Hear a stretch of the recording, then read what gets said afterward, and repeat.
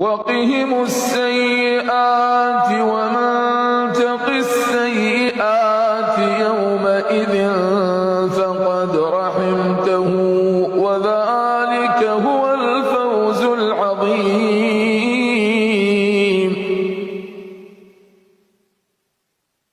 إن الذين كفروا ينادون لمقت الله أكبر من مقتكم أنفسكم